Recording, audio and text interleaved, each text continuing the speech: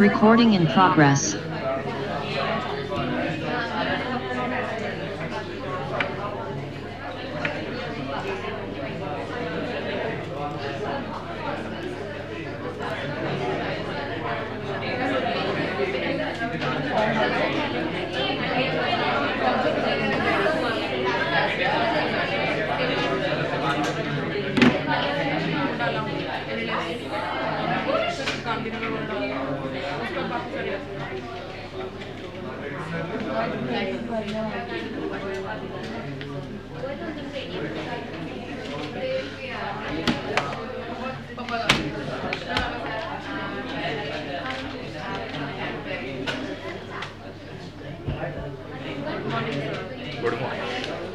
Good morning. એક Sunday જેવો હોય છે ત્યારે મને ગુડ મોર્નિંગ બોલવાની થોડી આળસ આવતી હોય. એવું નથી, થોડી.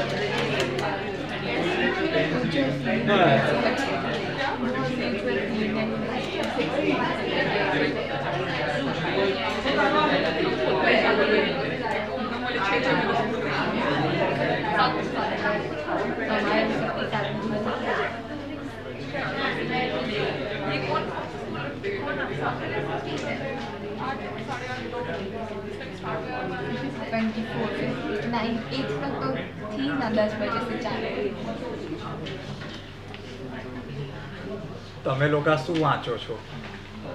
સંભળાવો, કંઈક ન્યૂઝ કહો મને. What do you guys read? IPC, CrPC और એ ભગવાન. और एविडेंस एक्ट को रिप्लेस करके बिल आए हैं। હા, आईपीसी, सीआरपीसी और આઈપીસી, सीआरपीसी, और Indian evidence act, Indian evidence act. तीन बिल आए। બરાબર છે. those were enacted in 1860, 72 and 61. those will be replaced by new laws. બરાબર છે. એટલે મારા ખ્યાલથી તમે લોકો જ્યારે કોલેજમાં જશો 1-2 વર્ષમાં તમારે જૂના વાંચવાની જરૂર એટલીસ્ટ નહીં પડે. બરાબર છે. બટ જોઈએ, because for the first time it will be like Indian lawmakers, which are very highly esteemed people of India. છે કે નહીં? આપણે શું કહીએ છીએ? માનનીય પ્રધાનમંત્રી, બધા મંત્રી, એઝ ઇન માનનીય પેલું કહેવાય પાર્લામેન્ટ, ઓનરેબલ, રાઈટ? તો દે હેવ એનેક્ટેડ લોસ. તો જોઈએ શું છે શું નહીં. બરાબર છે. અત્યારે કંઈ વાંચવાની જરૂર નથી. પાસ થઈ જાય પછી તમે વાંચો. બરાબર છે. અને basically one of the main thing was that sedition act, जो हम पहले बहुत बार पढ़ चुके हैं, उसे ऐसा बोला है कि रिपील कर देंगे with even a much larger and wake definition that is already mention in 19(2). देखो, फ्रीडम आर्टिकल 19 हमें क्या देता है? आप लोगों को क्या मिलता है आर्टिकल 19 से? Freedom of speech and expression. ठीक है. तो 19(1) में ए में 6 फ्रीडम्स दिए. कितने? 6. ठीक है कि नहीं? लेकिन उसके ऊपर आप लोग रीजनेबल रेस्ट्रिक्शंस लगा सकते हो. क्या है? Reasonable restriction on the freedom of speech and expression. वो कहाँ पे मेंशन है? आर्टिकल 19(2). उसमें बहुत सारे पैरामीटर्स है. For an example, सोवरिनिटी, unity and integrity of India, ये एक पैरामीटर है. डिफेमेशन एक और पैरामीटर है. Friendly relations with other states, ये भी एक पैरामीटर है. ठीक है. सो अभी तक जितना मैंने पढ़ा है उसमें गवर्नमेंट क्या करने वाली है? सेडिशन लॉ तो हटा देंगे, लेकिन ये जो 3 अच्छे वर्ड है जिनकी कोई डेफिनेशन एज सच नहीं है. क्या? सोवरिनिटी, unity and integrity of India. ठीक है. इसी को ही वो लोग क्या कंसिडर करने वाले हैं? Basis for sedition law. समझ रहे हो? सेडिशन लॉ के लिए जो अभी है सेक्शन 150 आने वाला है, अगर आपने वो उतना भी पढ़ा हो तो. नए लॉ में कौन सा है वो? सेक्शन 150. पुराने में कौन सा था? हाँ ए बोला कोई पीछे, हाँ जो ए लगाएगा उसका आंसर सही होगा, ठीक है। ऑप्शन में आपको 124 भी देंगे लेकिन 124 ए, ठीक है। उसकी जगह नए बिल में सेक्शन 150 आएगा, ठीक है। चलो इसके बाद और कुछ, बस यही पढ़ते हो और कुछ भी आपकी एग्जाम के लायक। WTO का वर्ल्ड ट्रेड स्टैटिस्टिकल रिव्यू है। WTO का वर्ल्ड ट्रेड स्टैटिस्टिकल रिव्यू, उससे क्वेश्चंस क्या बन सकते हैं, ऐसा सोचा? हाँ, इंडिया का रैंक क्या था उसमें? पहला कौन था? कौन था ओपनिंग बैट्समैन? कौन था? फिनलैंड। फिर और कुछ?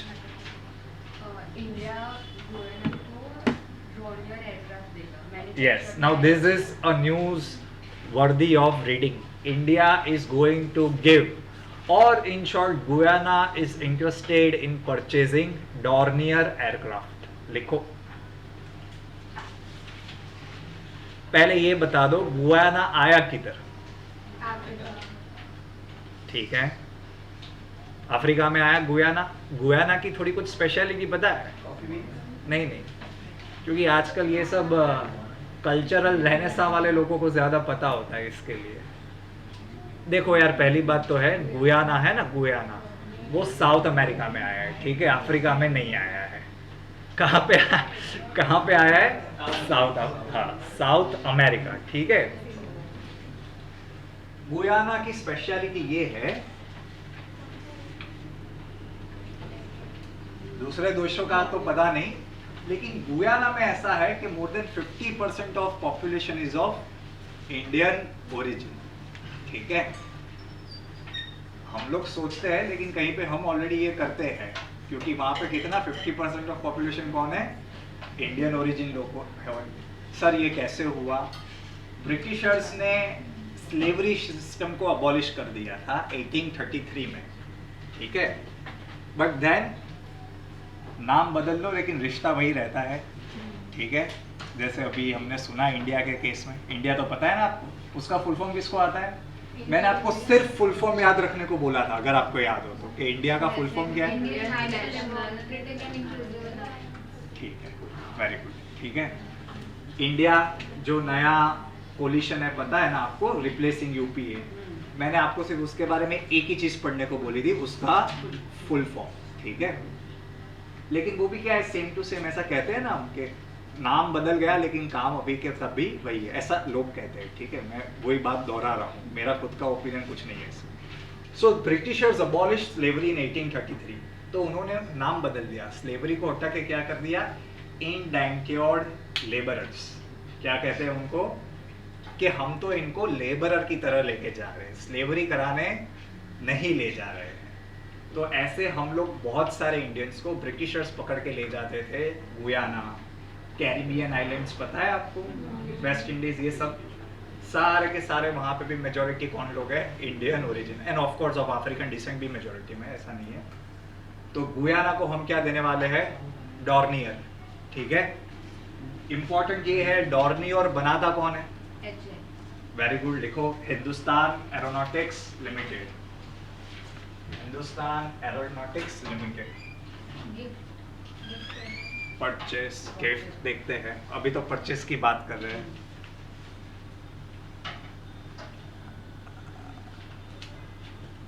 गुयाना का कैपिटल देख लेना, ये George town, James town, these are the first colonies that were established by English people, ठीक है। अगर आप यूएस जाते हो, वर्जीनिया में they have a city called Jamestown, that was the first city of Britishers in USA, ठीक है। कितनी कॉलोनीज थी टोटल? 30, ठीक है। गुयाना का कैपिटल याद रखना जॉर्ज टाउन। और ये जो भी ये आपको सुनने में ऐसा लगता होगा, गुयाना, सूरीनेम भी एक कंट्री है गुयाना के बाजू में। ये कंट्री को इंडिया बहुत भाव देता है, क्यों? बिकॉज एक तो आपको पता चल गया हिस्टोरिकल एंड कल्चरल टाइज, ठीक है। और यहाँ पे भी गवर्नमेंट क्या करती है, जो हमारा डायस्पोरा है, तो इनमें से किसी एक को उठा के हम प्रवासी भारतीय दिन पे क्या दे देते हैं? अवार्ड दे देते हैं कि हाँ भाई तूने बहुत अच्छा काम किया, ले ले, ठीक है। सो ये याद रखना, this countries are in a way important, पता होना चाहिए, ठीक है। चलो और कुछ।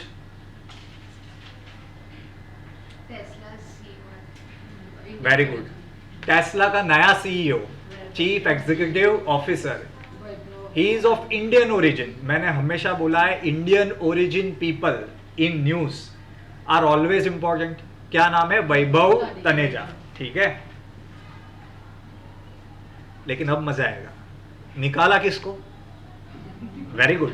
देखो आपको मैंने ये भी बताया है कि हम जब भी अपॉइंटमेंट पढ़ते हैं, ये क्या है, एक टाइप का person in news and appointment news है। तो जिसको कोई इंसान हटा के गया है उसका भी इंपॉर्टेंस होता है। लिखो, होमवर्क लिख लो। Who was the ex CEO of Tesla?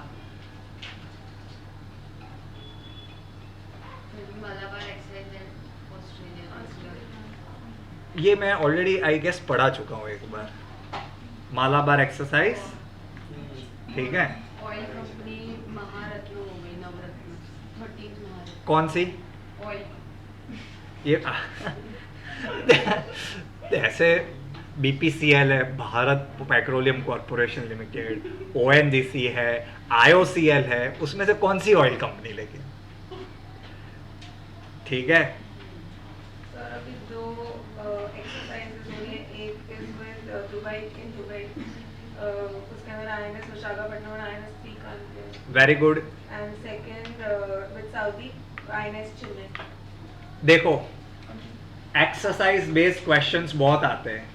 ये एक्सरसाइज कहाँ पे हुई, किधर हुई, कौन सी कंट्री के साथ हुई, और हमारी कौन सी शिप्स ने, कौन से आर्मी कंटिजेंट ने पार्टिसिपेट किया, ये भी सारा पढ़ना पड़ेगा। चलो लिखो अभी आगे। लूना देखा है आप लोगों में से किसी ने? लूना? Luna 25 mission. हाँ, लेकिन उसके अलावा लूना क्या है? मैंने भी सिर्फ देखा है। मून का नॉर्थ पोल। नहीं, मैं आपसे थोड़ा पुराना हूँ इसलिए मैं जानता हूँ, ठीक है। हाँ, हम वो कौन से में आते हैं, मिलेनियल, ठीक है। हाँ, तो मुझे थोड़ा पता है, मैंने सिर्फ देखा है। देखो Luna was a very famous two wheeler in India, ठीक है। मैंने सिर्फ देखा है फोटो में, वो भी क्योंकि हमारे घर पे सब बहुत पहले जब होता था तो मुझे पता है लूना ऐसा आता था, ठीक है। बाद में काइनेटिक का जमाना आया और स्कूटी आया, ठीक है। सो लूना बेसिकली इंडियन कॉन्टेक्स्ट में ये है। Luna basically moon. लूना 25 लिखो, किसका मिशन है? रशिया का। लिखो।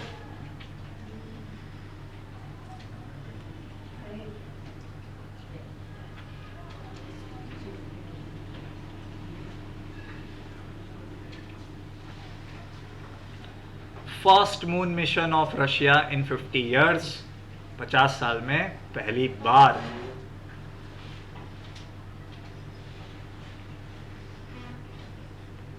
तो लास्ट में कब लॉन्च किया था? 1976 में।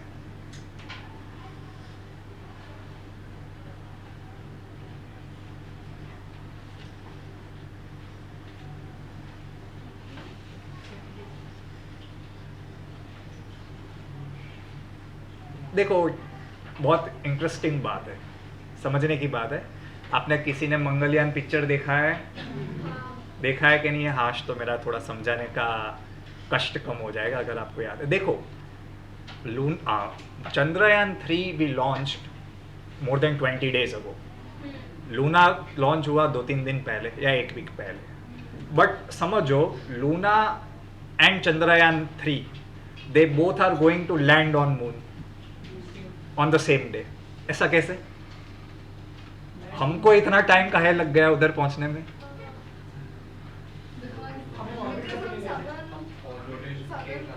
Yes, very good. See, the mission of USA and Russia, they used very powerful rockets and engines, जिसको डायरेक्ट मैं इधर से सीधा भेज सकता हूँ। कहाँ पे? मून। जहाँ भी भेजना है मैं भेज सकता हूँ, because they are very powerful rockets and engine. What India does, we try to spin the orbit. उसको ऑर्बिट एलिवेशन कहते हैं। हम ऑर्बिट को एक पॉइंट के ऊपर इंजन शुरू करते हैं। तो अगर आप घूम रहे हो, अगर थोड़ी यहाँ पे स्पीड दी तो आपका ऑर्बिट क्या हो जाता है? चेंज हो जाता है, बड़ा हो जाता है। यस, फिर at one particular point of time हम उसको इतना जोर से प्रेस करते हैं कि मून की ग्रेविटेशनल फील्ड उसको खींच लेती है और फिर वो किसके आगे घूमने लगता है, moon. Then by using the same logic हम मून के सरफेस के नीचे नीचे नीचे डिसेंड करते हैं। इससे क्या होता है, सस्ता होता है, पैसा बहुत कम जाता है, ठीक है। और दूसरा, हम टेक्नोलॉजी डेवलप कर रहे हैं फॉर वेरी पावरफुल रॉकेट्स, ठीक है।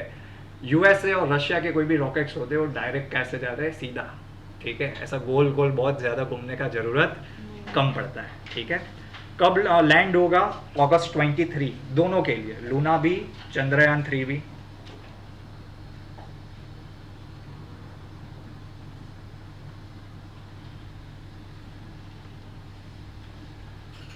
लूना इसका नाम इसके लिए रखा है बिकॉज 1970s में जब रशियन स्टार्टेड मून प्रोजेक्ट, तब क्या रखा था उसका नाम, लूना ही, ठीक है।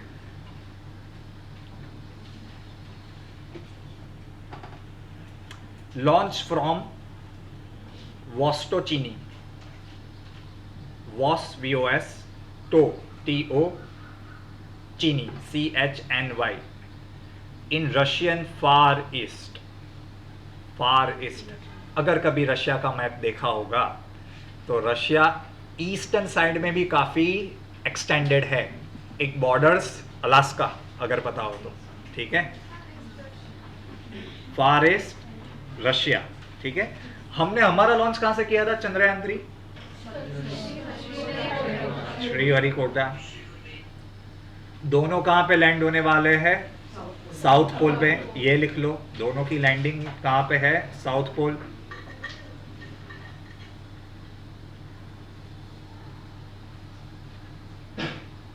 सॉफ्ट लैंडिंग करवाना है दोनों को। सॉफ्ट लैंडिंग का सिंपल मीनिंग है विदाउट क्रैशिंग, क्योंकि अगर लैंड करवाना हो तो वैसे तो हमारा पुराना भी लैंड हुआ ही था, ठीक है। कैसा लैंड करवाना है, सॉफ्ट लैंडिंग करवाना है, ठीक है। ये भी वही काम करने वाला है, सैंपल कलेक्शन एंड टेस्टिंग। दोनों सिमिलैरिटीज देख रहे हो चंद्रयान 3 की एंड लूना की। नो कमेंट्स यार, ठीक है। मतलब कुछ मतलब नहीं कहना है, आज के ज़माने में कुछ कहना मतलब खतरों के खिलाड़ी जैसा है, ठीक है। कल मैं येस्टरडे ही न्यूज़ पढ़ रहा था, बड़ौदा में किसी टीचर मस्ट बी इन सब स्कूल, उसने कह दिया फ्रीडम ऑफ स्पीच में क्या होता है। देखो यार, सिंपल बात है, if you say that XYZ is true, सही बात है, लेकिन अगर मैं ऐसा ही बोल दूँ कि XYZ इज रॉन्ग, तो उसमें क्या गलत हो गया। लेकिन उसके ऊपर भी ऑफ कोर्स पेरेंट्स को गुस्सा आ गया, केस कर दिया, ठीक है। सो कुछ कहने का मतलब नहीं है आज के कॉन्टेक्स्ट में, तो आप लोग आपका देखना, ठीक है। चलो आगे, फार ईस्ट लिख लिया हमने, ओके ओके ओके।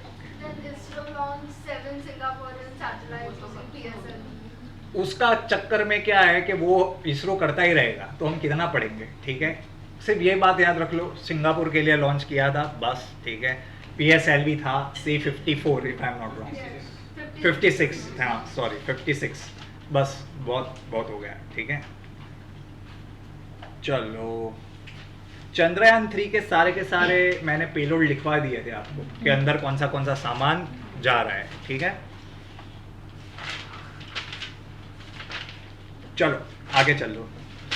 एक क्वेश्चन है, मैं भूल गया हूँ, मैं तो ऑनेस्टली कह रहा हूँ, लेकिन वो इम्पोर्टेंट था। मैंने आपको आर्टेमिस प्रोग्राम और आर्टेमिस अकॉर्ड्स दोनों पढ़ाए हैं, याद है? पहले इतना याद है, हाँ के ना, ठीक है। जहाँ तक मुझे याद है, आर्टेमिस अकॉर्ड किसके लिए था, some kind of understanding on moon, ठीक है। और प्रोग्राम का आप देख लेना, मैं खुद अभी भूल गया हूँ। हाँ शायद, मुझे याद नहीं, इसलिए मैं अभी रिपीट नहीं कर रहा, लेकिन मैं पढ़ा चुका हूँ, वो देख लेना, क्योंकि ये मून के पीछे लोग पढ़ गए हैं, वो आपको पता चलता है ना। So they can ask anything with regarding to this moon topic. सबसे पहले कौन भाई साहब गए थे मून के ऊपर? दूसरा वाला होमवर्क लिख लो, ठीक है।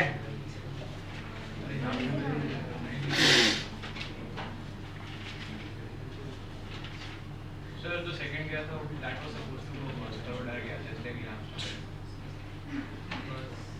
जकड़ने दो लोगों को, अपने को आराम से बैठने का, ठीक है।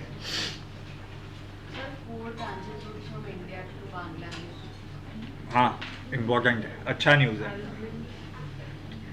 बस एल्ड्रिन ऐसा नाम है। हाँ हाँ, इसके लिए कौन सा एल्ड्रिन है, एल्ड्रिन कौन सा एल्ड्रिन, ठीक है। हाँ बस आ गया। वो तो मैं जानता हूँ, लेकिन अभी क्या फ़ायदा, आपको कहाँ आया, ठीक है। चलो नेक्स्ट।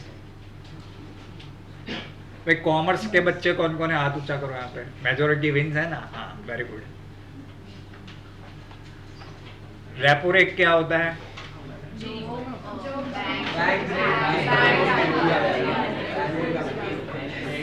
अब मजा आएगा। शॉर्ट टर्म लैंडिंग होता है, लॉन्ग टर्म होता है? क्या बात है यार, एक्सीलेंट। और रिवर्स रेपो रेट क्या होता है?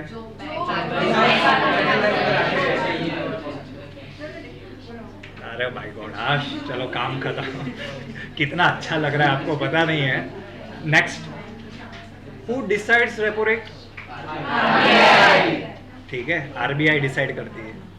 With the help of repo rate, what RBI tries to achieve? Very good. क्या अचीव करते हैं हम? इन्फ्लेशन रेट कौन डिसाइड करता है?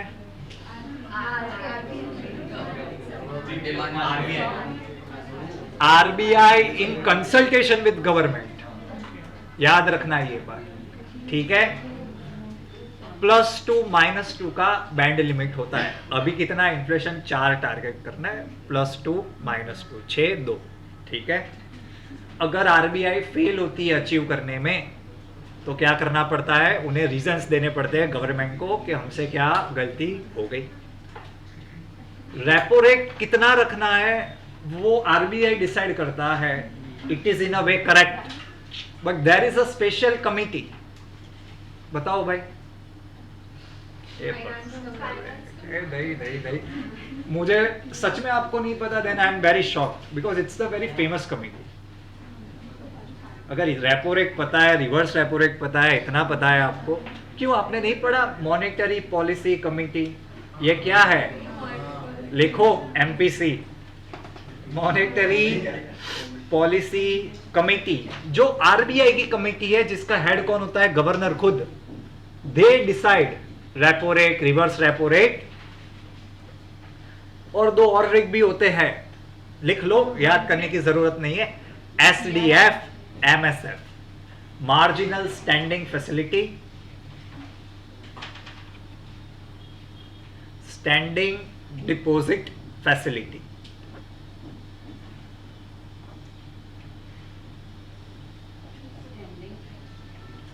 Facility deposit facility, marginal standing facility.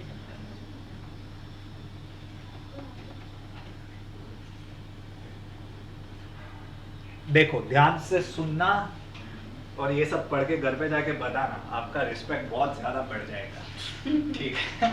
ठीक है, इन्फ्लेशन जो होता है, government gives in 2 terminologies. One is headline inflation. Headline inflation सुनो, बाद में लिखना। Headline inflation includes everything. There is a basket of goods on which inflation है कि नहीं है वो देखा जाता है, but that includes vegetables also. समझ रहे हो? अभी आप लोग पढ़ते हो कि इंडिया में इतना इन्फ्लेशन बढ़ गया, वो इन अ वे देखना चाहिए आपको कि ये हेडलाइन इन्फ्लेशन है या तो फिर कोर इन्फ्लेशन है। हेडलाइन इन्फ्लेशन में वेजिटेबल्स की प्राइस बास्केट में इंक्लूड होती है, कोर इन्फ्लेशन में वेजिटेबल्स की प्राइस इंक्लूड नहीं होती। लिखो, वेजिटेबल का भाव तो बताया ना आपको। यार जाया करो सब्जी लेने, मजा आता है, ठीक है, ऐसा नहीं। हाँ बता, बोना भाव वधी गया है, आदू मरचा बताना।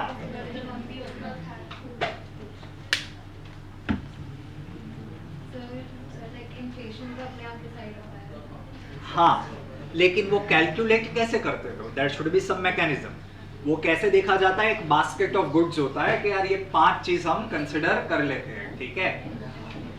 ऐसे 5 नहीं है, आई थिंक 500 से भी ज्यादा है।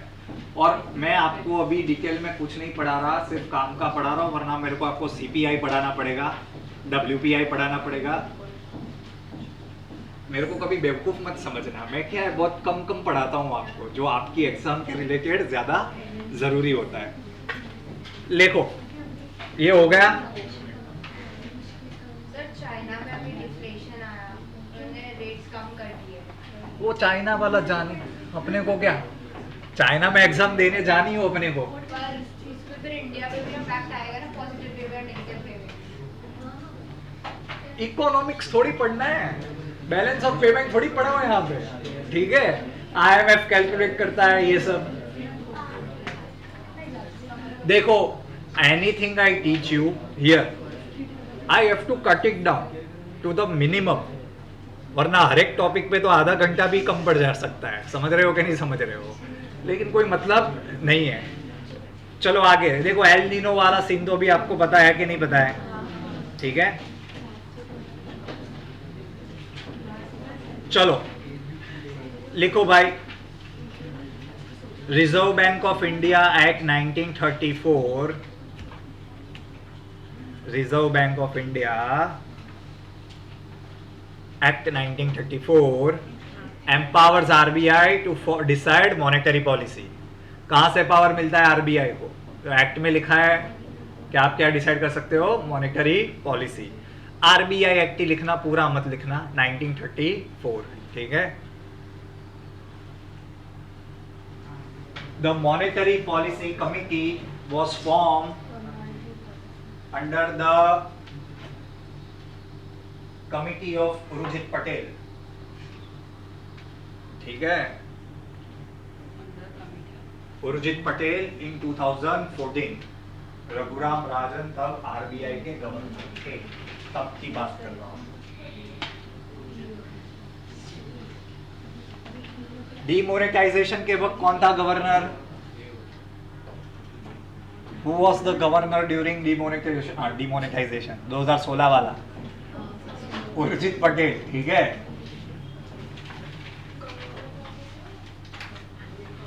गवर्नर कौन होता है इलाइन में? रघुराम राजन, और ये भाई साहब तब डेप्यूटी गवर्नर थे, ठीक है। चलो आगे लिखो।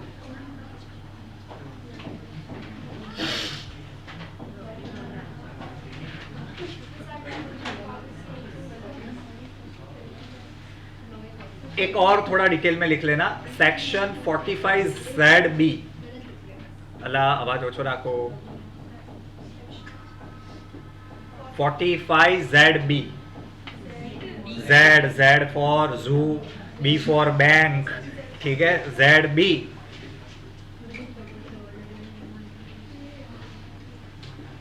ठीक है, RBI को ये पावर्स वाला, to be exact more precise, ये वाला है, ठीक है।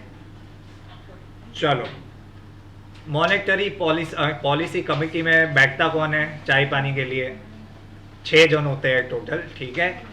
एक सबसे पहले गवर्नर खुद, he is called as the ex officio chairman. Ex officio का मतलब क्या होता है, कोई बता सकता है? एक्स ऑफिशियो चेयरमैन का मतलब ये है कि मैं RBI का गवर्नर हूं, इसके लिए मैं अपने आप मॉनेटरी पॉलिसी का भी क्या हूं, हेड। उसे क्या कहते हैं? Ex officio. For an example we say that vice president of India is the ex officio chairman of Rajya Sabha. मैं वाइस प्रेसिडेंट हूं, इसके लिए मैं अपने आप चेयरमैन हूं राज्यसभा का। समझ गए? फिर और लिखो, गवर्नमेंट 3 मेंबर नॉमिनेट करती है।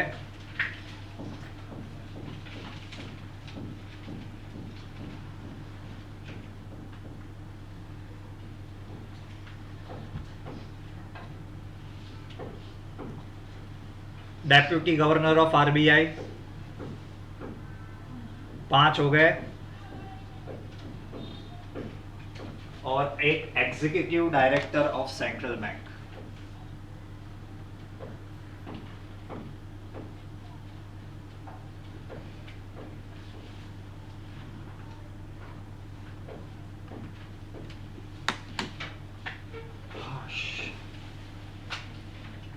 Decisions are taken by a majority vote.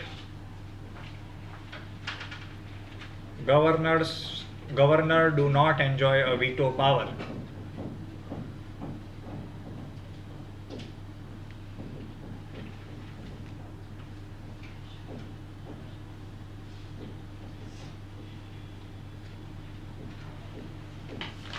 ठीक है, देखो मॉनेटरी पॉलिसी के लिए बहुत सारी चीजें होती है, repo rate, reverse repo rate, LAF, MSF, फिर आपने ये भी सुना होगा I am sure cash reserve ratio CRR, सुना है कि नहीं सुना? All yes SLR, statutory liquidity ratio, all of these are tools which are used to maintain the policy rate और inflation in general. दूसरी बात, अगर मैं रेपो रेट बढ़ाता हूँ तो सिंपल मुझे आर्ग्यूमेंट्स चाहिए, it is good for the economy और बैड फॉर द इकोनॉमी, और इन a way good for the landers और बोरोवर्स. अगर मैं रेपो रेट में बढ़ाता हूँ तो लैंडर्स के लिए गुड और बैड, सॉरी बोरोवर्स के लिए बैड. अगर मैं कम करता हूँ तो good. We reduced the repo rates और all the rates in a way so that we can push the economy more. समझ रहे हो कि नहीं?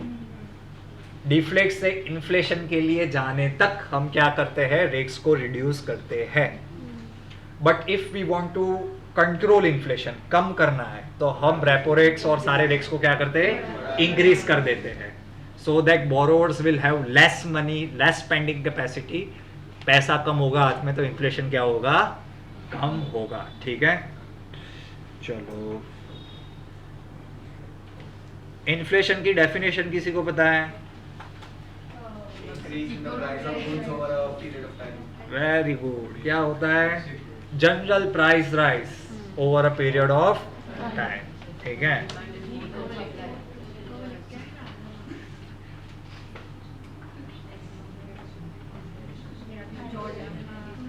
अभी मुझे एक बात बता दो,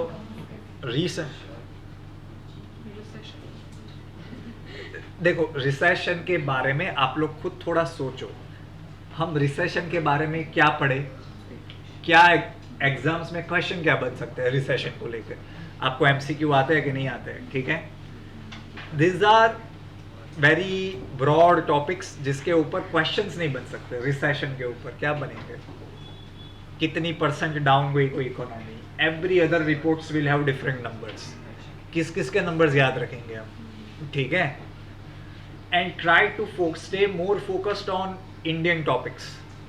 ठीक है, कोई टेक्नोलॉजी बेस्ड क्वेश्चंस होते हैं वो अलग बात होती है. ठीक है, चलो भाई नेक्स्ट लिखो.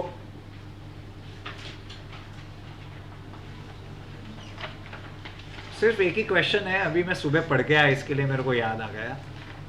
रिसेंटली एक पार्टी ने अपना नाम बदला था, भारतीय राष्ट्रीय, उसका ओरिजिनल नाम क्या था? अरे जनसंघ कहाँ पहुंच गए? तेलंगाना राष्ट्र समिति. उन्होंने नामकरण चेंज करके क्या कर दिया, भारतीय राष्ट्र समिति. ठीक है, very good very good very good. चलो, disqualification of a member of parliament is mentioned under which article of the constitution?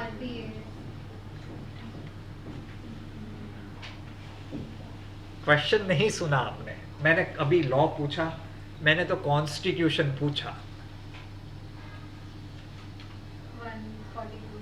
142 तो मेरे ख्याल से special leave petition of supreme court.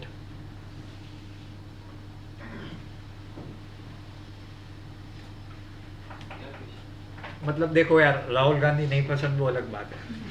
ठीक है, देख राहुल गांधी के बात करने में बहुत कंफर्टेबल फील करता हूँ, उसको मैं कुछ भी कह सकता हूँ, I will be very safe. ठीक है, तो उसमें क्या है कि भले आपको पसंद ना हो लेकिन उसके बारे में पढ़ना पड़ता है, क्योंकि क्या है उसके ऊपर से क्वेश्चंस आ सकते हैं. डिस्क्वालिफिकेशन तो कितना चला पता है ना आपको? 324 is election commission of India man.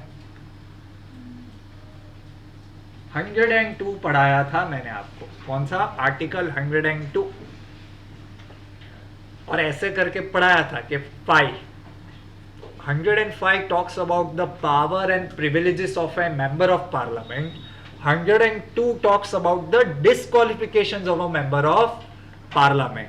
देखो उसमें क्या होता है, ये जो कॉन्स्टिट्यूशन लिखने बैठे हैं तो सब कुछ तो तब नहीं लिख सकते ना कि भाई तू ये मस्ती करेगा, आंख मारेगा या जो भी करेगा, ठीक है, 10वीं पास या चौथी पास हो ना हो, ये सब तो तब बात नहीं हुई थी, ठीक है। तो कोई भी आर्टिकल में क्या होता है, 102 में क्या लिखा है बताएं। सबसे पहली बात कि आप अगर कोई सपोज क्या था, मैं खुद भूल गया, 1 मिनट दो मुझे। उसमें एक लास्ट आर्टिकल में ऐसा था, other qualifications as provided by the parliament. समझे आप? 102 में 2-3 थे, मुझे भी याद नहीं आ रहे, लेकिन उसमें लास्ट पॉइंट ऐसा लिखा था, such other qualifications as made by the parliament. That means कि ये 3 तो है, लेकिन इसके अलावा पार्लियामेंट कोई लॉ बनाती है जिसके अंदर आप डिस्क्वालीफाई होते हो, तब भी आप आर्टिकल 102 के कारण क्या हो जाओगे, डिस्क्वालीफाई। उसमें पार्लियामेंट ने कौन सा लॉ बनाया, आरपीए एक्ट 1951। समझ रहे हो? लिख लो अभी 102। ये मेरे पास है तो सही बैर एक्ट, इसको ना बदल दे तो अच्छी बात है, बाकी सबको बदले ठीक है। हाँ देखो, डिस्क्वालिफिकेशन क्या है, अगर आप मेंबर ही नहीं हो पार्लियामेंट के तो आप क्या, if he holds office of profit, ये लिखो पहले, if he holds office of profit, 102 की बात कर रहा हूं, ठीक है। मैं ऑफिस ऑफ प्रॉफिट, मेरे को बोलवाना मत, शुरू मत करवाना ऑफिस ऑफ प्रॉफिट क्या होता है, ठीक है, आप सिर्फ याद रख लो। Next, if he is of unsound mind, मतलब and declare by competent court. Unsound mind मतलब ये इंसान क्या है, पागल है, ठीक है। If he is unsound mind लिखा। नेक्स्ट, ऑन डिस्चार्ज इंसॉल्वेंट, तबालिया हो गया, दिवालिया हो गया, ठीक है, क्या हो गया? दिवालिया, सब पैसा वैसा लुट गया, हम कुछ नहीं रहा। Undischarged? Insolvent, INSOLVENT। if he is not a citizen of India or voluntary use of the citizenship.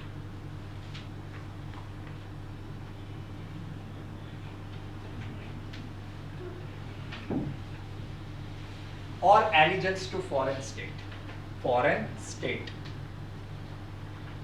और जो मैंने बोला ये मुझे एक ही याद था, लास्ट में क्या लिखा है, ये 4 के बाद the 5th point, the constitution में क्या लिखा है, under any law made by the parliament.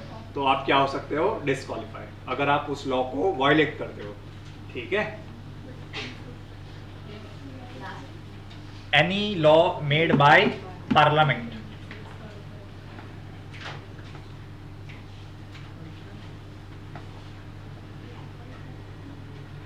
आपको बहुत अच्छा क्वेश्चन पूछ सकते हैं कि अगर एमपीज के लिए 102 है, जिसकी बात की हमने, ये सब की सब पार्लियामेंट की, तो एमएलएस के लिए कौन सा आर्टिकल होगा, आपको पता नहीं होगा। वो एक जमाने में बहुत ही एस्टीम लोग उस पार्लियामेंट के अंदर बैठते थे, तो उन्होंने कॉन्स्टिट्यूशन भी बहुत बेहतरीन तरीके से बनाया है। अगर आप उसका ऑर्गेनाइजेशन देखोगे, कोई भी सेंटर लॉ में अगर आप 89 ऐड कर दोगे, 89, उसका एग्जैक्ट कॉरस्पॉन्डिंग आर्टिकल किसके लिए होगा, स्टेट के लिए होगा। तो अगर 102 एमपीज के डिस्क्वालिफिकेशन के लिए है, तो आप अगर 89 ऐड कर दोगे उसके अंदर, 191 वो किसके लिए होगा, स्टेट के लिए। Amazing job. और कोई एग्जांपल? सारे मैंने कहा ना, स्टेट 105 पावर्स फॉर एमपी, तो आपको अगर पूछे स्टेट के एमएलएस के पावर क्या है, उसके अंदर 89 ऐड कर दो। इसलिए तो मैंने बोला कि एक जमाने में ऐसे लोग बैठते थे, ठीक है। अभी का तो आप लोग देख लेना, ठीक है। ये मेरा फेवरेट डायलॉग है, आप लोग देख लेना, ठीक है।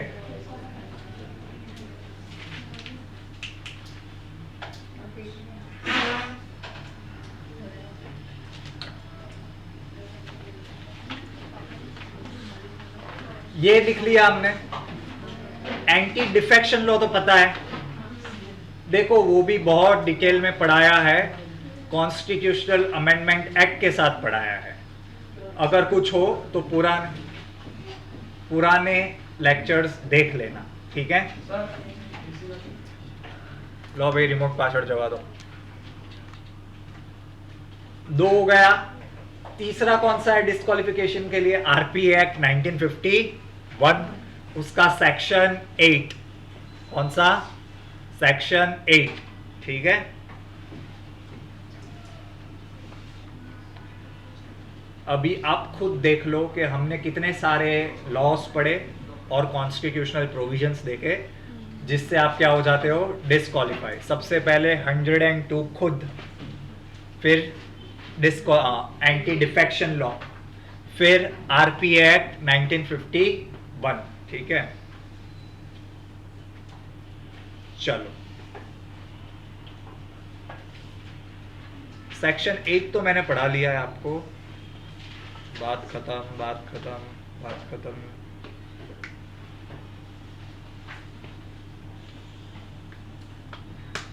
ये तो मतलब जोरदार है, आपको सब कुछ आना चाहिए अभी इसके लिए, ठीक है। चलो नेक्स्ट लिखो आगे।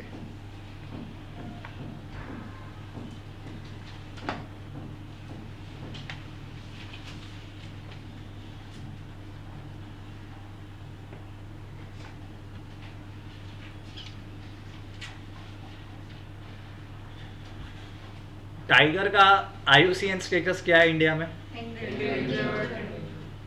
वेरी गुड यार। एलिफेंट का? हाँ, एलिफेंट का क्या है स्टेटस?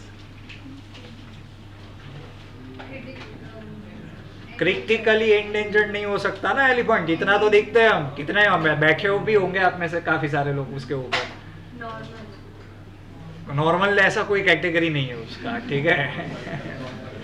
नॉर्मल जैसा कोई कैटेगरी एंडेंजर्ड, ठीक है। ये भी लिख लो।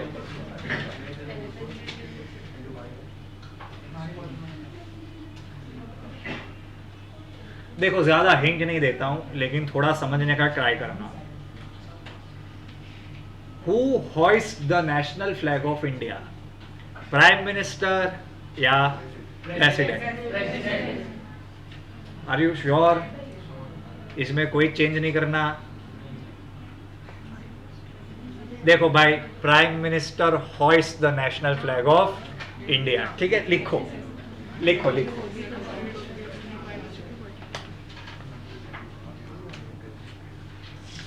और प्राइम मिनिस्टर अगर जिंदगी में देखा होगा तो 2 दिन बाद अभी, ठीक है, बैठ जाना, ना दोगे कोई ईडी वीडी के घर पे रेड ना पड़ जाए, क्यों नहीं देखा इसके लिए, ठीक है। तो फिर tune in the radio channel, मन की बात सुननी है हम सबको, तो देख लेना।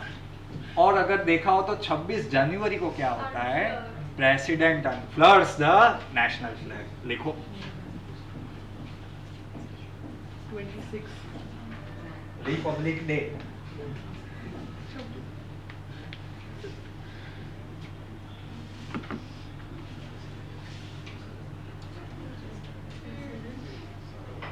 अनफ्लर्स।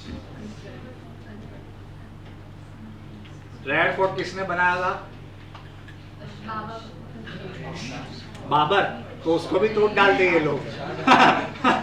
तो फिर किसने बनाया था?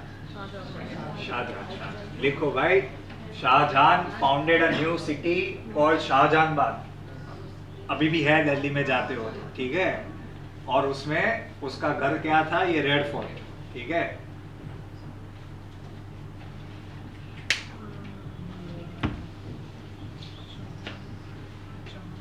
लिख लिया?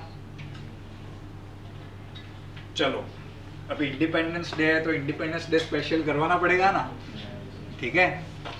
8 अगस्त को क्या होता है? अभी इंडिपेंडेंस डे को माइंड में रखो, फ्रेम में 10-15 मिनट के लिए, उसके अकॉर्डिंग क्वेश्चंस पूछ रहा हूं। 8 अगस्त का इंडियन इंडिपेंडेंस में क्या इंपॉर्टेंस है? Excellent jobs. Excellent. Proud of you guys.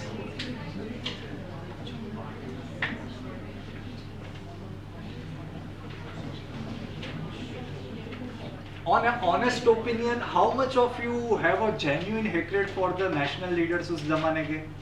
For an example, Mahatma Gandhi and Nehru. हाथ ऊंचा करो.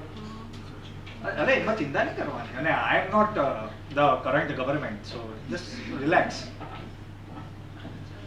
हाँ मतलब नहीं पसंद. लेकिन तो 8 अगस्त तो पता होना चाहिए. मतलब आपको ये suppose if I say I don't like science, तो थोड़ा साइंस के बारे में पता भी तो होना चाहिए ना. तो आपको 8 अगस्त का इम्पोर्टेंस नहीं पता. And then quit India movement start हुआ. हाँ very simple guys. Quit India movement घिसो. अगस्त क्रांति कहते हैं उसे, ऑल्सो नोन एज अगस्त क्रांति. 8 अगस्त क्विट इंडिया मूवमेंट. ठीक है. कहाँ पे शुरू हुआ था? आजाद मैदान. बहुत इंपॉर्टेंट मूवमेंट था. Last biggest mass movement before independence. ठीक है. डू और डाई. किसने बोला था? महात्मा गांधी. ठीक है. 8 को बोला, 9 को सबको उठा के कहाँ डाल दिया? आओ हवेली पे बैठिए जरा. सबको बाकी के 2 साल के लिए गायब. सब गायब. ठीक है. सब गायब 2-3 साल के लिए. बट द बिगेस्ट मूवमेंट, मतलब ऐसा कहते हैं, it was a leaderless movement. Gandhi को बस इतना ही बोलना था. बाकी का 2-3 साल उनके बिना चल गया. The movement went on for 2-3 years. Even there were no national leaders to lead the movement. सबको जेल में डाल दिया था. अच्छे अच्छे, वो भी बड़े बड़े. एक को अहमदनगर में डाला था, फिर दूसरे को ये आगा खान में डाला था. लेकिन without leader the movement went for 2 to 3 years. ठीक है. 1945 में सबको बाद में जेल में से छोड़ा के चलो चलो जाओ घर पे जाओ. ठीक है. चलो आगे देखो. ऑल इंडिया रेडियो उस जमाने में चलता था इन अ क्लैंडस्टाइन वे. क्लैंडस्टाइन मतलब छुप छुपा के. तो क्रांतिकारी लोग एक दूसरे से व्हाट्सएप खेलते थे उस जमाने में. कैसे? आजाद रेडियो. आप वो लिखोगे, वो किसने, कौन चलाता था वो शो. ठीक है. ये लिखो.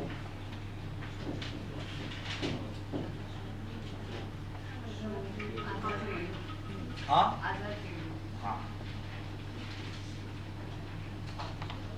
ठीक है. दूसरा question. Who unfurled the national flag during Quit India movement? बहुत ही जोरदार ये सब नहीं पता. आप मतलब आपने नहीं पढ़ा होगा, ऐसा कोई बात नहीं. और अब कुछ और ही हम देखते हैं. ठीक है. National flag during the quit India movement.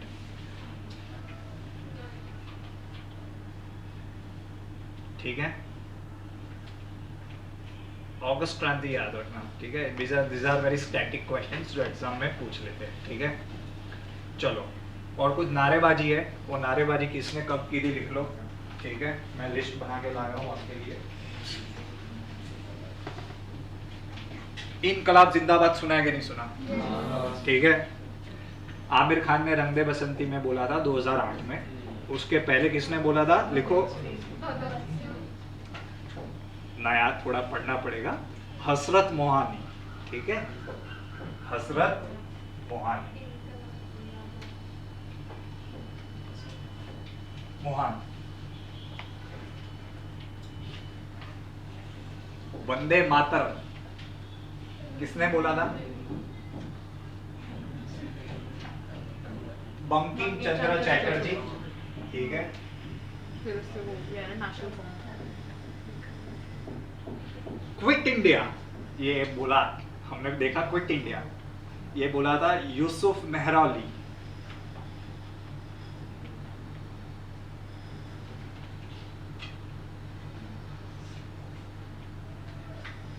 जय Hind.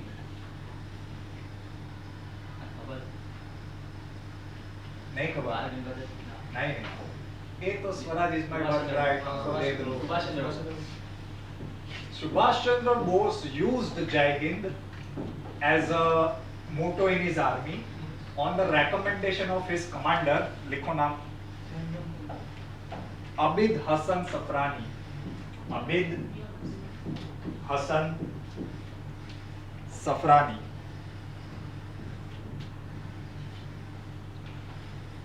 Swaraj is my birthright, Bal Gangadhar Tilak, ठीक है, give me my blood and I will give you freedom, Subhash Chandra Bose, ठीक है।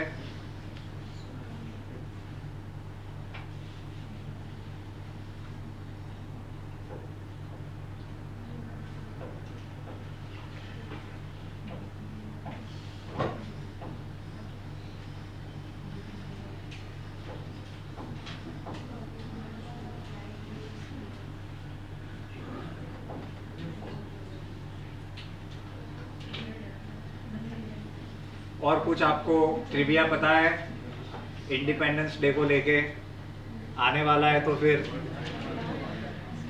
और आपके पास कुछ जानकारी हो, वैसे तो नहीं है वरना होती, आप बोल ही देते।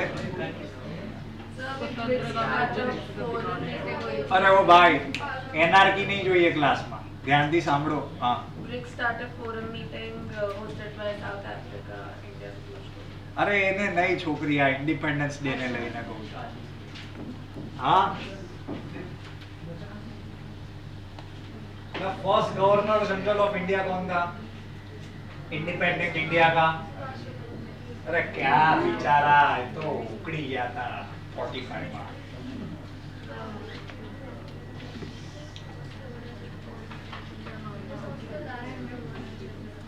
फर्स्ट ने लास्ट बनने જ શીખવાડ્યું છું, એટલે તો કહું છું। देखो भाई, फर्स्ट लिखो Lord Mountbatten.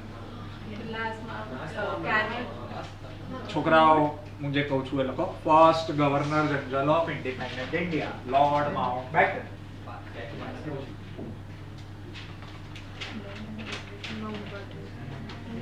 First Indian governor general is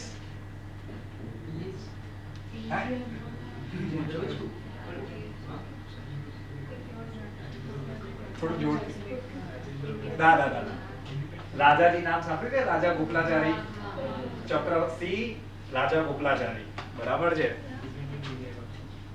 and he was also the last governor general of India, समझ रहे हो?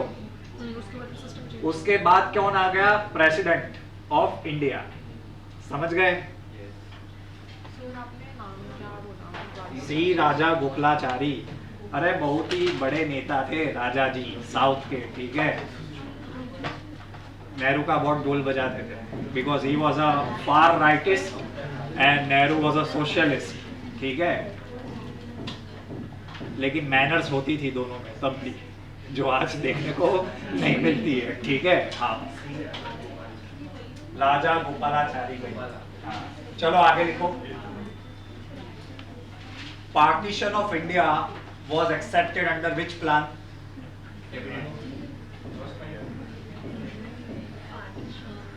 इंडियन इंडिपेंडेंस एक्ट था ना। प्लान को एनफोर्स करने के लिए हमने क्या लगाया था? Act, Indian independence act. वो सही बात है, लेकिन मैं तो प्लान पूछ रहा हूँ, वो तो अभी आप बहुत पहले चले गए। लिखो Mountbatten plan, Mountbatten plan.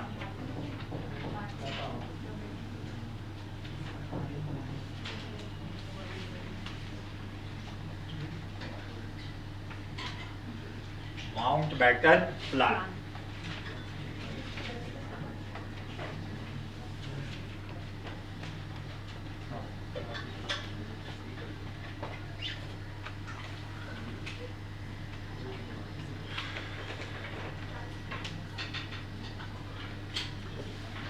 China issues staple visa for which state citizens? Excellent, excellent job, very good.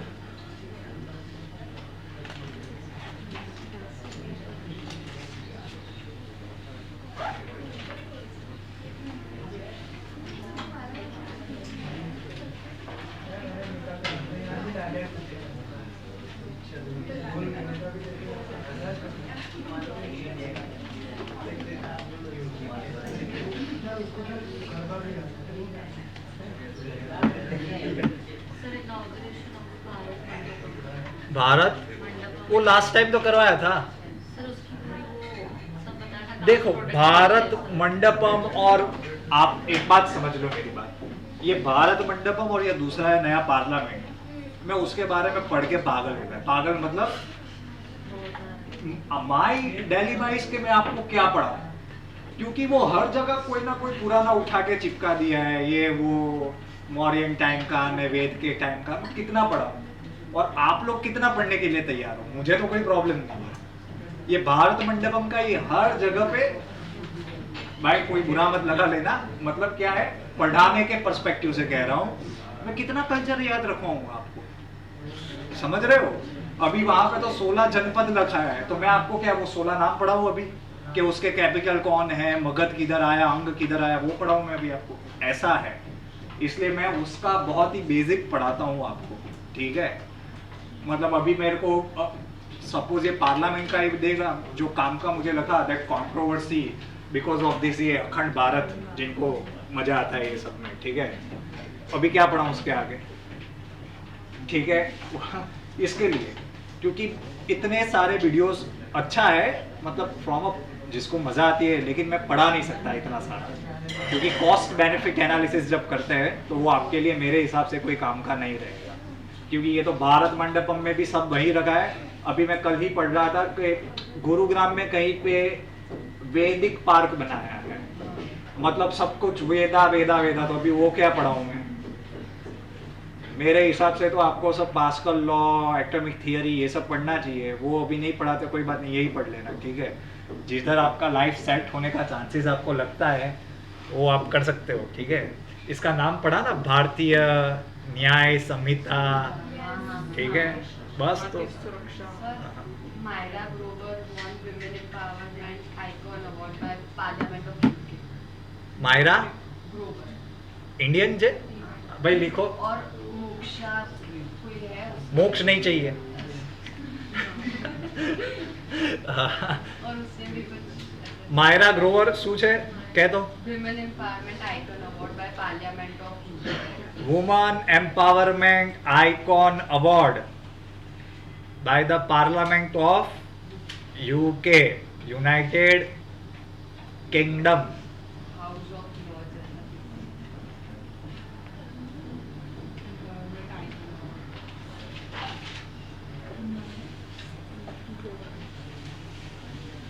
Gulshan Grover है, पता है ना आपको, Ashleep Grover. वो सब मेरे को नहीं पता। So, Parvati Swami was the first Indian to win individual title at World Archery Championship. आखिरी में पढ़ लो, अच्छा है, पढ़ लो, नहीं नहीं मतलब अच्छा है। चलो नेक्स्ट लिखो भाई। एक सिंपल क्वेश्चन पूछता हूँ, नाइजर का कैपिटल क्या है? Sudan. Very good, excellent, I am proud of you. जिसने भी सूडान बोला मजा आ गया, नींद उड़ गई मेरी। देखो अभी नाइजर के ऊपर आपको कोई क्वेश्चन भले ना पूछे, they will just ask you a capital. Why? Because yesterday और day before yesterday Indian embassy they issued a warning to all the Indian nationals that leave Niger as fast as possible.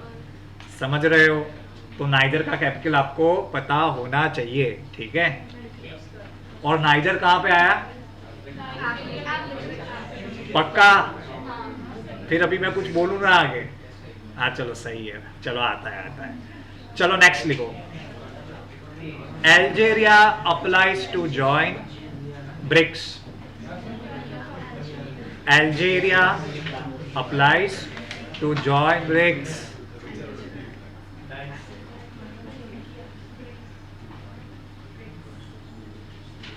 किसने apply किया? उनके president Abdul Majid टिबून। Abdul Majid नाम तो simple है, અને टिबून TEBOUNE। Algeria कहाँ पे आया? अफ्रीका, सही है। It's a north African nation, बहुत बड़ा है, सबसे biggest on the northern part is Algeria, उसके बाजू में तुनिसिया आता है ऊपर, ठीक है। It is a oil rich nation.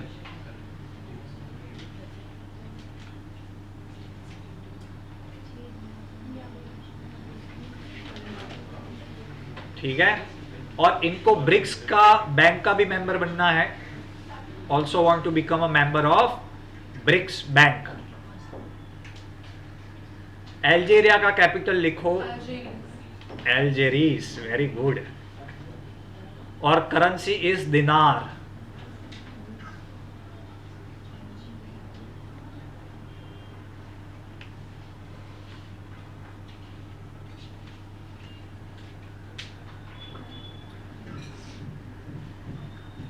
ठीक है, देखो ब्रिक्स का तो मैंने आपको एक बार सिंपल बताया था. 2001 में economist call Jim Neill, he proposed a term called BRIC: Brazil, Russia, India, China. Why? Because he saw the potential to in these countries that they will be having a good time in the future. 2001 से 2010 तक क्या रहा? BRIC. 2010 में south Africa become a member and become BRICS. ठीक है, बस एक represents 26.7 of the world land surface. 26.7 land surface and approximately 41% of global population. ठीक है,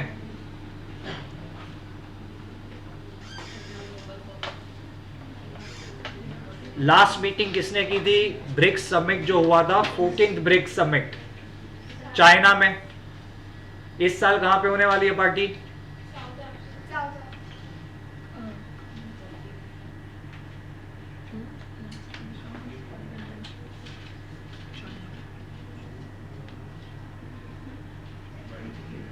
ठीक है, 2009 से एनुअल समिट्स चल रहे हैं. एनुअल मतलब हर साल मैं तेरे घर पे आऊंगा पार्टी करने. ठीक है, लास्ट कहां पे हुई थी? चाइना. इस साल की कहां पे होने वाली है?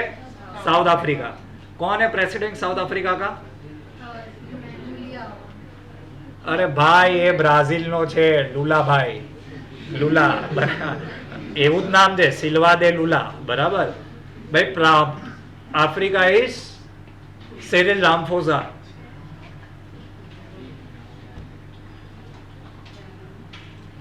Cyril Ramaphosa. ब्रिक्स ग्रुप अलग है, उन्होंने मिलके क्या बनाया था? BRICS bank. कब बनाया था?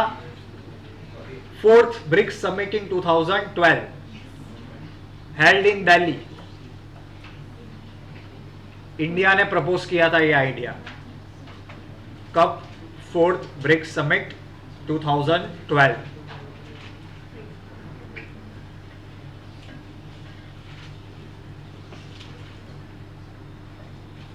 And in the 5th BRICS summit in Durban, South Africa in 2013,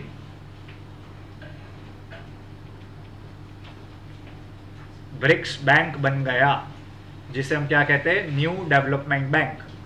5th summit में इंडिया ने प्रपोज किया. 4th में 5th समिट में क्या हुआ? A new development bank was form.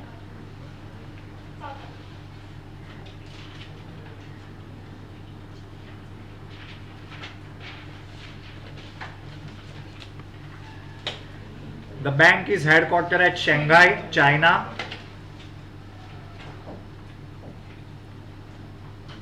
With a regional office in Johannesburg, South Africa.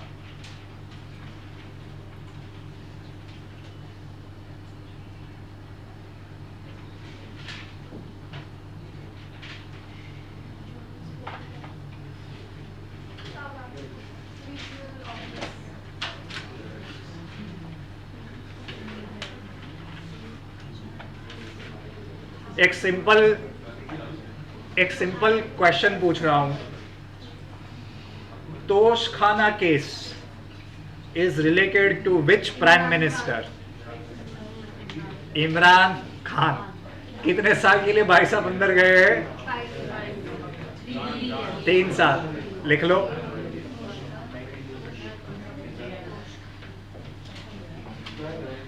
Toshakhana case.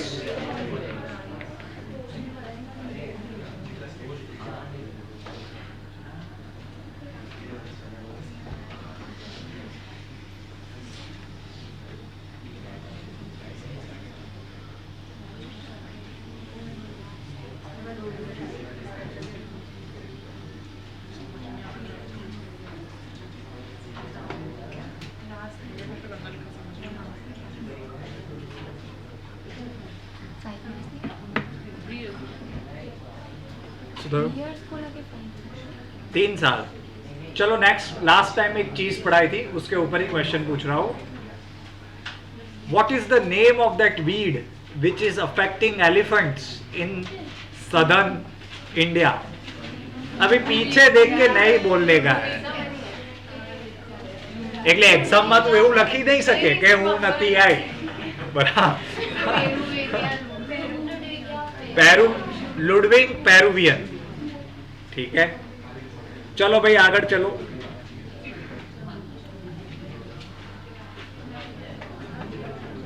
Kerala का chief minister कौन है?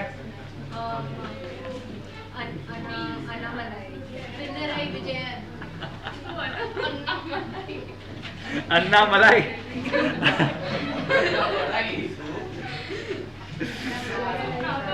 कोई साउथ घुमा है कभी? साउथ घूमे हो? मलाई बेसिकली मीन्स माउंटेन और mountain ranges. Annamalai is a very famous range इन नीलगिरी ऊटी तमिलनाडु, ठीक है। दैट इज कॉल्ड अन्नामलाई, ठीक है। And Anamudi is the highest peak in south India, ठीक है। अन्नामुडी वो कैसा नहीं है। कौन है भाई, कौन बोला वो? पनीर वाला भाई पिनाराई विजय। लिखो Kerala chief minister is Pinarayi विजय।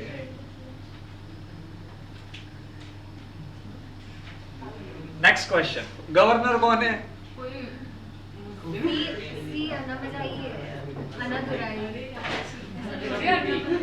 भाई उभा रहो जो भाई अन्नादुराई है, Annadurai, C Annadurai. I think he was the biggest leader after Mahatma Gandhi और नेहरू मेरे हिसाब से इन तमिलनाडु, ठीक है। ये करुणानिधि का नाम सुना है आपने? उनके पहले उनका बॉस कौन हुआ था? सी अन्नादुराई, ठीक है। अन्ना को भूल जाओ आप। आई नो ओनली वन अन्ना। कौन होगा? मेरे को बॉलीवुड बहुत पसंद है। कौन है अन्ना? सुनील शेट्टी, ठीक है, सुनील शेट्टी, बराबर। चलो आगे लिखो, कौन है भाई गवर्नर? आरिफ मोहम्मद खान, ठीक है। ये अंकल भी मस्त है, एकदम टेडी बेयर टाइप, ठीक है।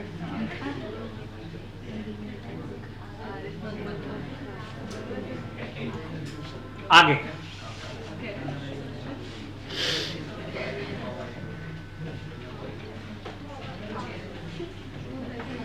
Kerala passed a resolution, Kerala कौन सा resolution? passed a resolution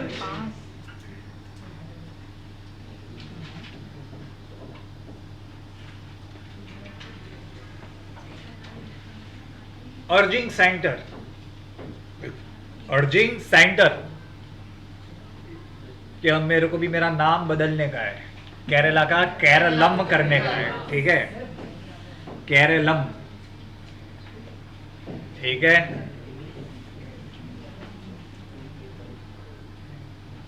Kerala form हुआ था इन नवंबर 1, 1956, ठीक है। अंकल का ऐसा कहना है कि लैंग्वेज के बेस पे स्टेट बनाया था, and in our language Malayali we call Keralam, ठीक है। लिखो 1956।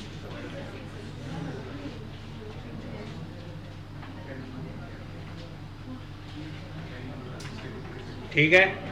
आगे सेंटर से ये कहा जा रहा है कि आप आर्टिकल 3 का यूज करिए, आर्टिकल 3 का, और उसे यूज करके आप हमारा नाम क्या है बदल दो। लिखो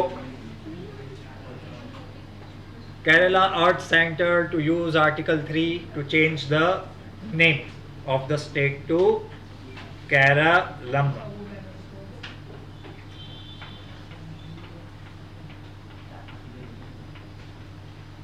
आई एम श्योर आपको नहीं पता होगा, लेकिन थोड़ा बता देता हूँ, ठीक है। साउथ में देर आर 3 फेमस डायनेस्टीज।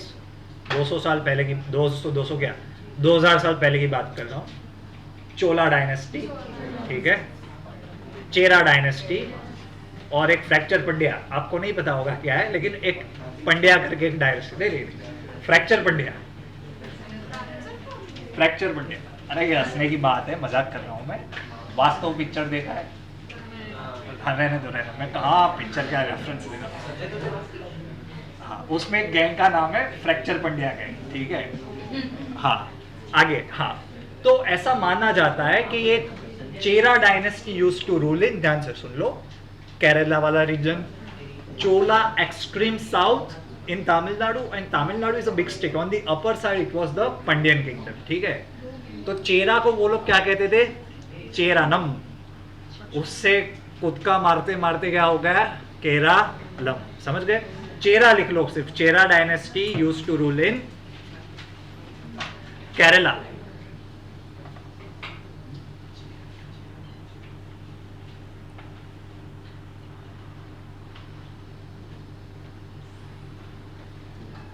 तो चेराम से क्या हो गया? केरालम। चेरालम से क्या हो गया? केरालम। अभी चेरालम का मतलब क्या है समझ लो। आलम मीन्स लैंड, चेरा मीन्स जॉइन। लैंड्स को क्या करना है? जॉइन। चेरालम क्या बन गया? केरालम, ठीक है।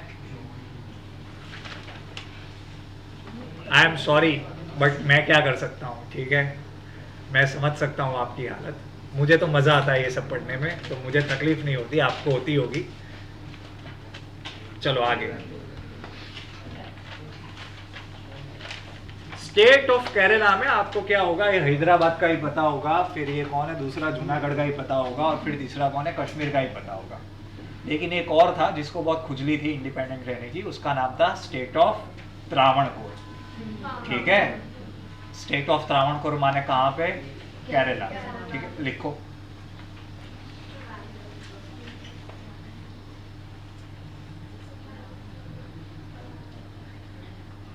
फर्स्ट जुलाई 1949 को the state of Travancore and Kochi they were integrated, और क्या बन गया? त्रावणकोर कोची स्टेट।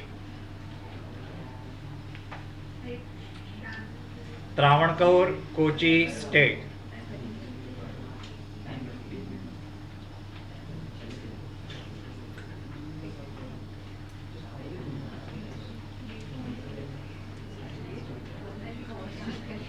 ठीक है। देखो फिर क्या आया था? State reorganisation commission. Even they said कि हाँ भाई we should create a land of Kerala for on linguistic basis, one of the parameter is, ठीक है। फिर कौन सा आया था? सैयद फजल अली कमीशन। पहले स्टेट रीऑर्गेनाइजेशन कमीशन, फजल अली कमीशन। उन्होंने भी क्या बोला कि हाँ भाई Malayalam as a language consider करके हम क्या बना सकते हैं? State of Kerala.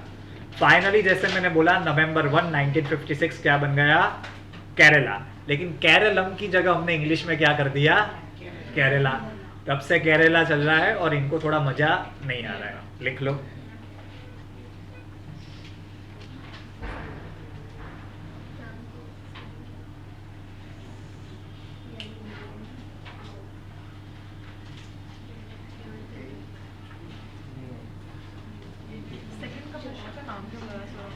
Fazal Ali commission.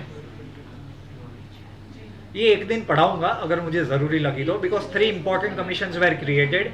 सबसे पहले the constitution makers they divided the states in 4 parts A B C D। फिर उसको हटा के हमने कमीशन बिठाया, धार कमीशन बिठाया, फिर JVP कमीशन बिठाया, और फिर लास्ट में फजल अली बिठाया। कभी होगा तो मैं करवाऊंगा, मुझे ज़रूरत लगेगी तो, ठीक है। क्योंकि ये नाम बदलने का जो भी है भाई, ठीक है। चलो आगे लिखो। देखो changing a name of city is not a big deal, but if you want to change the name of a state you have to get permission from Ministry of Home Affairs. ठीक है, वो जो बैठे हैं ऊपर गोल, उनसे permission लानी पड़ती है. ठीक है, मिनिस्ट्री ऑफ होम अफेयर्स. और फिर आपको क्या करना पड़ेगा, कॉन्स्टिट्यूशनल अमेंडमेंट लाना पड़ेगा, बिकॉज आप क्या चेंज करोगे, आर्टिकल 3. समझ रहे हैं? स्टार्टिंग में मैंने क्या बोला था, आप आर्टिकल 3 को क्या करो, अमेंड करो. अगर हम आर्टिकल 3 को अमेंड कर रहे हैं तो इन अ वे हम क्या बोलेंगे, कॉन्स्टिट्यूशनल अमेंडमेंट. पहले इतना लिखो.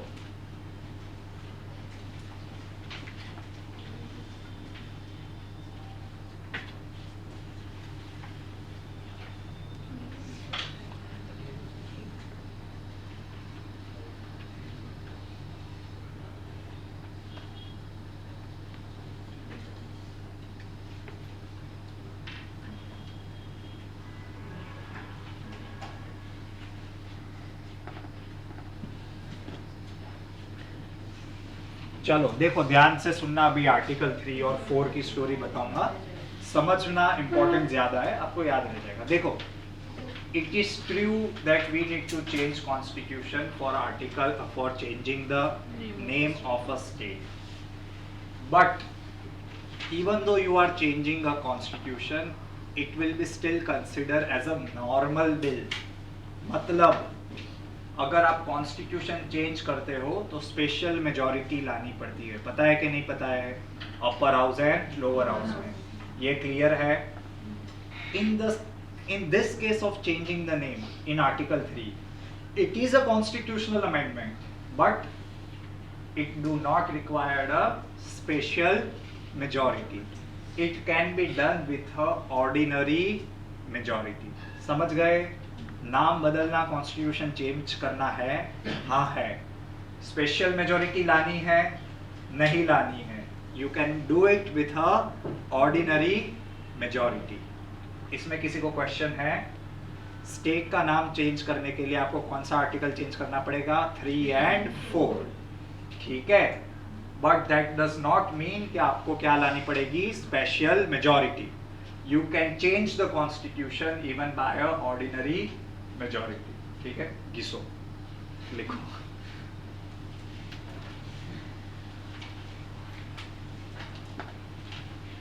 In the article 3 and 4 it is written, ऐसा है, लैंग्वेज में बता देता हूं आपको, that this law should not be considered as one under article 368. ध्यान से सुन लो क्योंकि ये इंपॉर्टेंट है.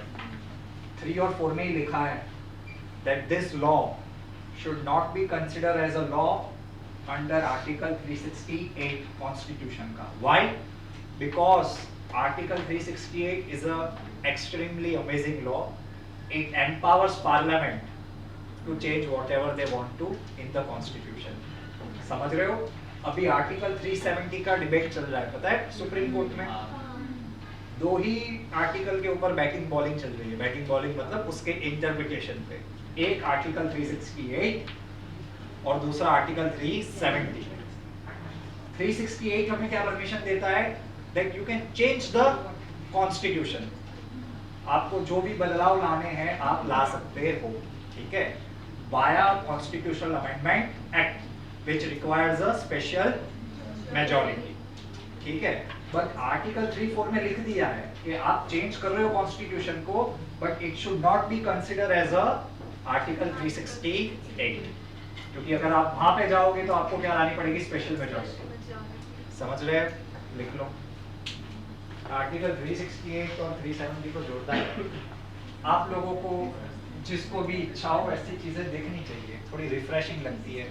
कपिल सिब्बल बोलते हैं, सीजेआई बोलते हैं, वेंकट रमाणी बोलते हैं, मजा आता है देखने में. ठीक है, पहले तो ऐसा देखने को नहीं मिलता था. देख सकते हो तो देखा करो.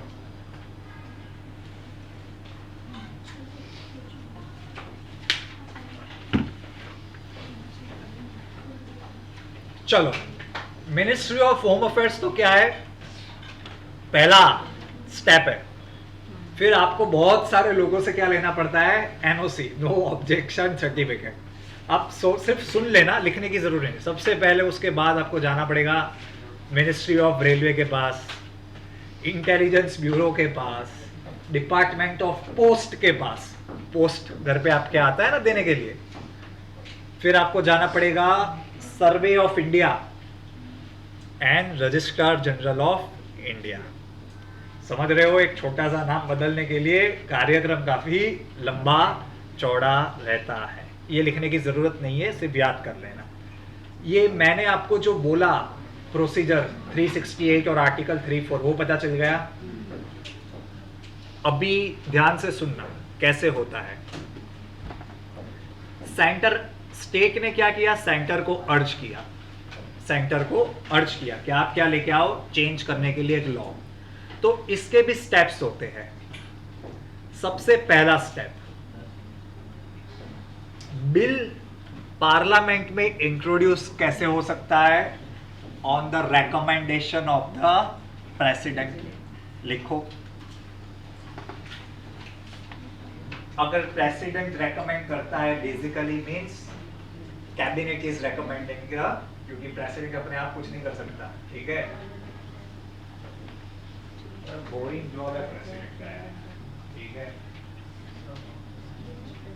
सो सब बोरिंग जॉब छे तो हो गया।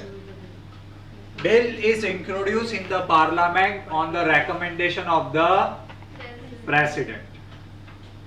वो करने से पहले भी प्रेसिडेंट को कुछ करना पड़ेगा। तो क्या करना पड़ेगा, ये जो बिल है उसकी कॉपी कहां भेजनी पड़ेगी, स्टेट को, स्टेट असेंबली को, केरला की असेंबली को भेजेंगे कि भाई तू देख सब सही है कि नहीं है। और प्रेसिडेंट बोलेगा कि ये जवाब मेरे को 15 दिन के अंदर चाहिए। That means it is sent to the respective state assembly for their recommendation in a fixed time। आज दिया, मेरे को 15 दिन के अंदर भाई तू बता दे तेरे को कुछ बोलने का है कि नहीं बोलने का है। ठीक है, अगर तू बोलता है तो ठीक है, मानू या ना मानू is dependent on the president. समझ रहे हो, in short the views of state are not binding on the president.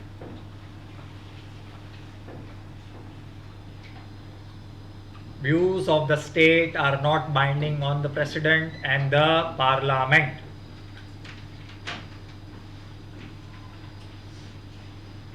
और फिर after this the bill is again sent to the parliament। और जैसा कि मैंने बोला, it needs to be passed by a simple majority।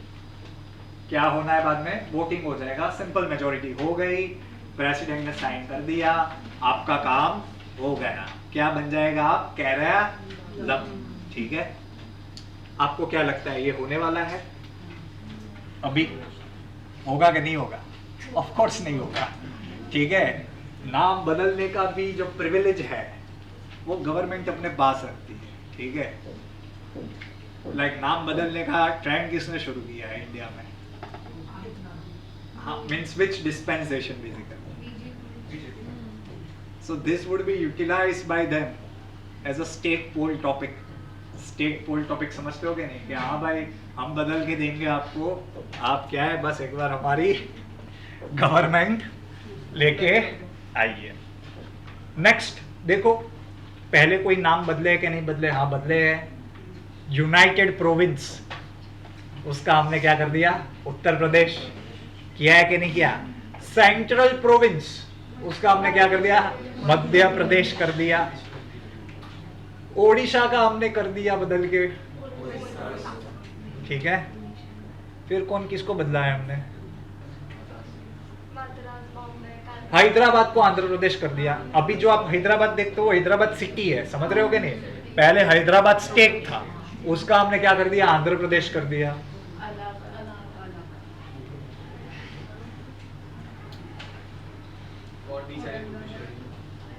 हाँ वो भी है, पौंडीचेरी, पुंडीचेरी। मद्रास को तमिलनाडु कर दिया। ठीक है, पहले वो अच्छा हुआ मद्रास काफे पहले रिलीज कर दी, वरना उसको जॉन अब्राहम को तमिलनाडु काफे रिलीज करनी पड़ती। ठीक है, उत्तरांचल का उत्तराखंड कर दिया। है कि नहीं? चलो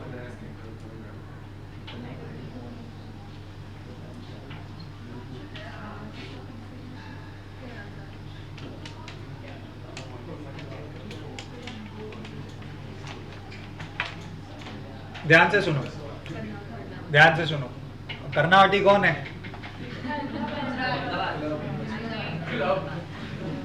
कर्नावती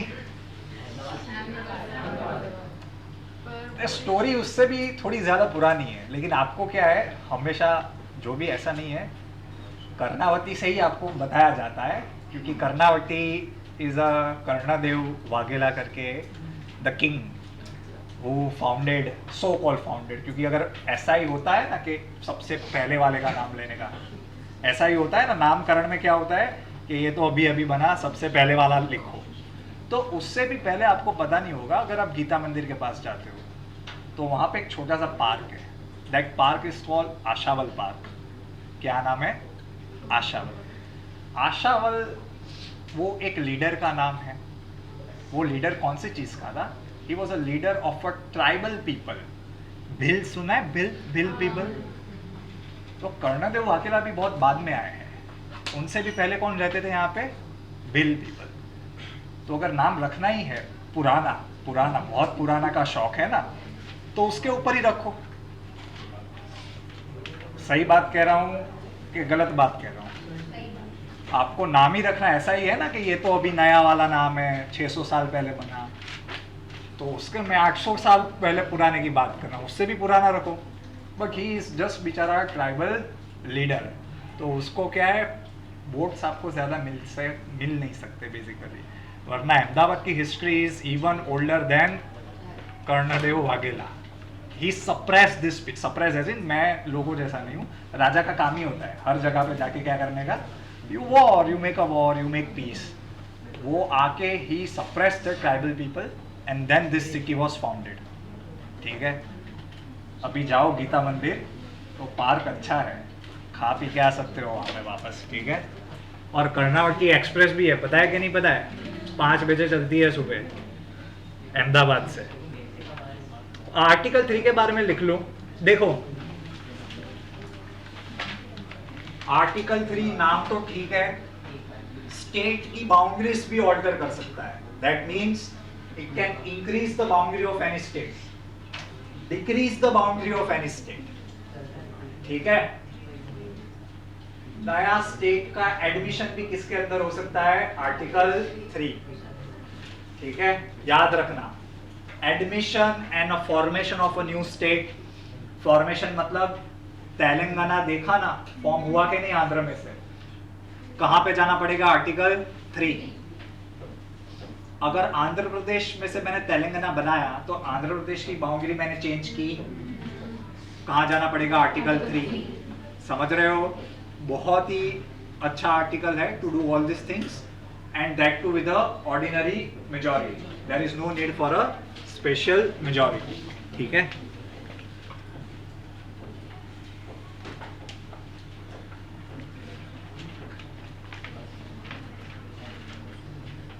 केरला का कैपिटल क्या है? क्या बात है यार, एक्सीलेंट जॉब। और वहाँ का एमपी कौन है? शशि थरूर। ठीक है कि नहीं है?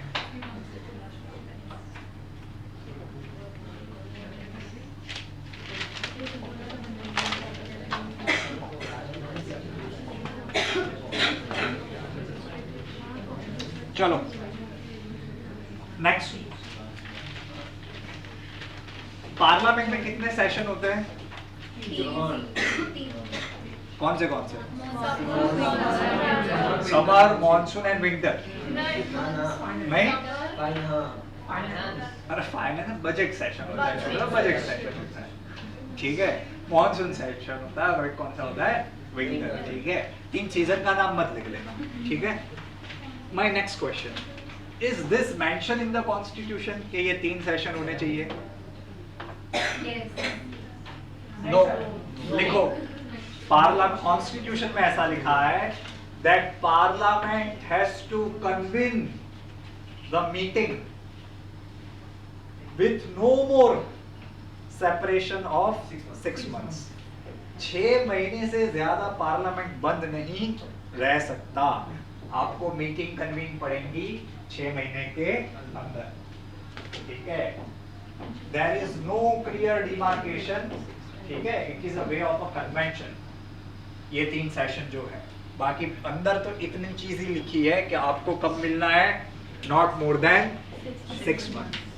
कंटिन्यूस चैम्बर कौन सा होता है जो डिसॉल्व नहीं होता है?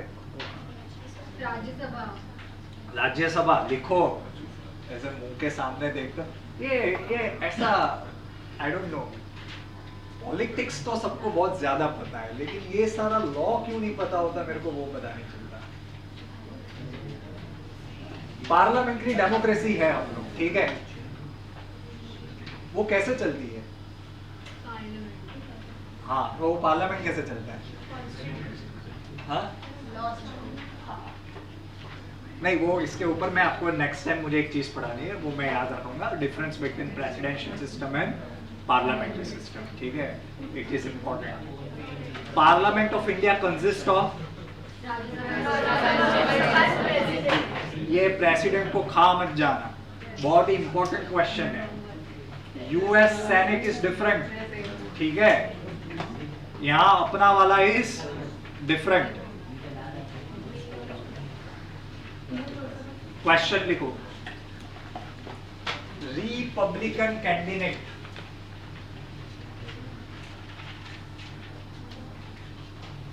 यार कहां से थी मैं क्वेश्चन भूल गया. ऑफ इंडियन ओरिजिन, नाम क्या था मेरे को भी देख लेने दो.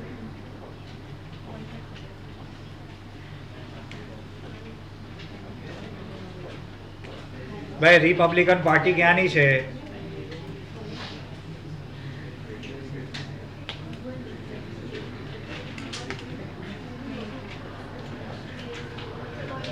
Who is in the bid? Who is in the bid to won the Republican nomination for president? Harsh.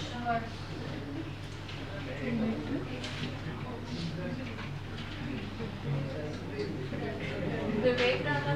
Yes, Vivek Rama. Vivek Ramaswamy.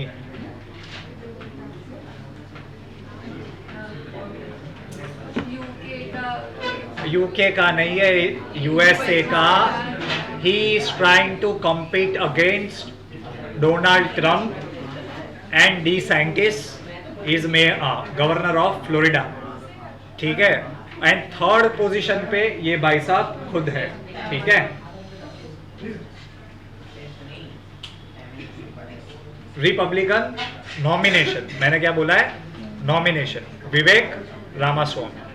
एक और था, मैं नाम भूल गया उनका, इंडियन ओरिजिन था.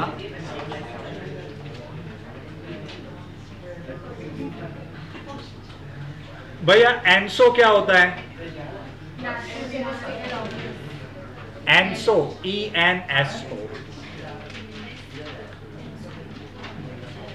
लास्ट टाइम पढ़ाया था, इसलिए मेरे सामने ऐसे मत देखो. El Nino. इसमें होता क्या है?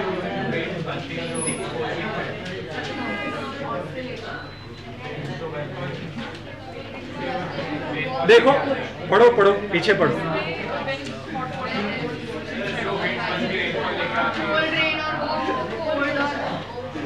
इंडियन ओशन डाइपोल क्या होता है? What do you mean by? તમને લોકોને જલ્દી બહાર જવાની ઈચ્છા નથી લાગતી તો તમને જવાબ ही नहीं મળે. Indian ocean dipole.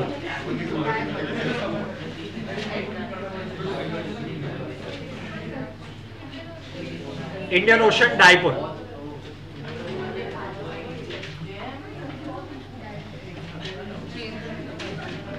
नहीं पता?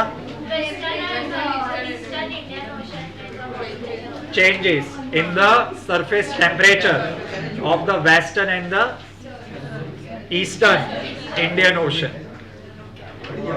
ला नीना में गुड न्यूज फॉर इंडिया और bad news for India? That means Indian side पे हॉट वाटर होगा या कोल्ड वाटर होगा? माय गॉड, ये तो आता है। एल नीनो का मतलब क्या है? एंड ला नीना इज फैक्ट बॉय। हिरोशिमा में या नागासाकी? लिटल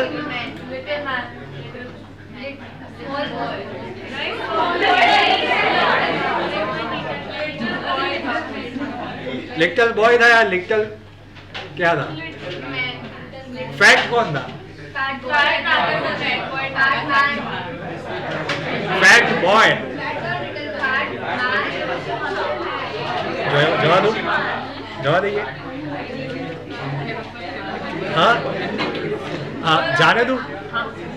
જવું છે? જવું છે નથી આવડતી તને ગુજરાતી? હા, લિટલ ફેક્ટ મેન।